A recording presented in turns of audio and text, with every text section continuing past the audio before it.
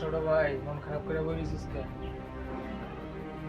বড় ভাই, আজকে ঈদের দিন সবার বাসায় গোস্ত রান্না হইতেছে, আমরা বের হবো।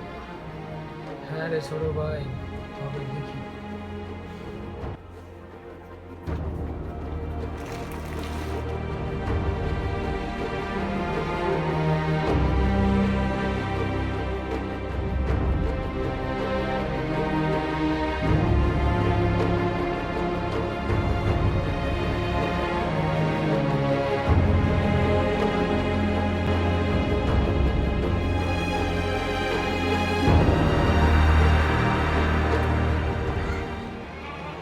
বাসায় কেউ আছেন?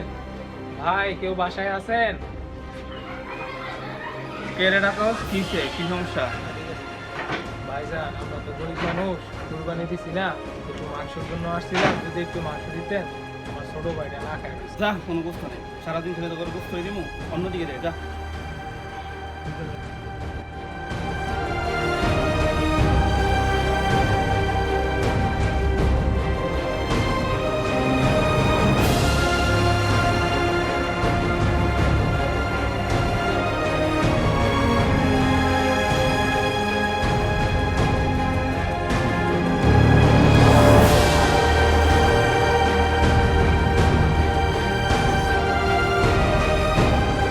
কেউ আছেন ভাই?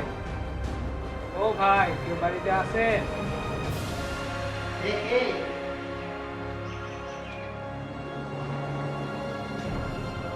এবারে কি হয়েছে? এত টাকাটাকি করতেছিস কে? ভাই আজকে তো ঈদের দিন, আমরা কোরবানি দিতে পারছি না, গরিব মানুষ, করে কিছু বস্তু নেই।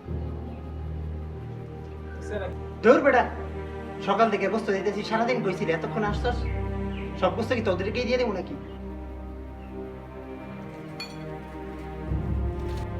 এদের ব্যাগ দে। কই থেকে যা আসে এগুলা?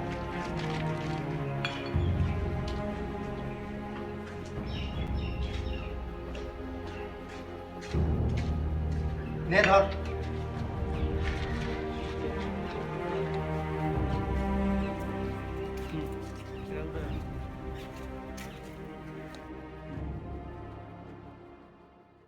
ঘূর্ণিঝড়ের আঘাতে উপকূলীয় জেলাগুলোর বিদ্যুৎ নেটওয়ার্ক অনেকটা তছনছ হয়ে গেছে।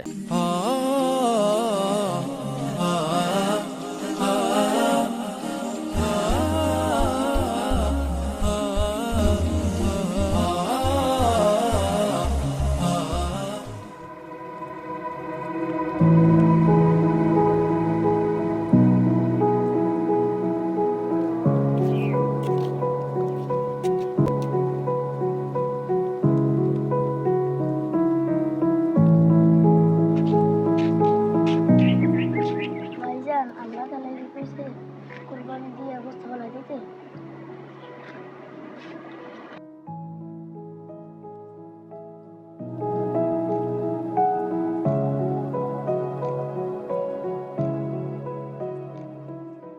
আমাদের সমাজে এমনও কিছু মানুষ আছে যারা খুবই গরিব কিন্তু লজ্জিত, সহজে কারো কাছ থেকে কিছু চাইতে পারে না, কিন্তু পরিবারের চাপে ছোট ভাই অথবা ছেলে মেয়ের চাপে ব্যাগ নিয়ে বের হয়ে যায় সামান্য কিছু মাংসের খোঁজে।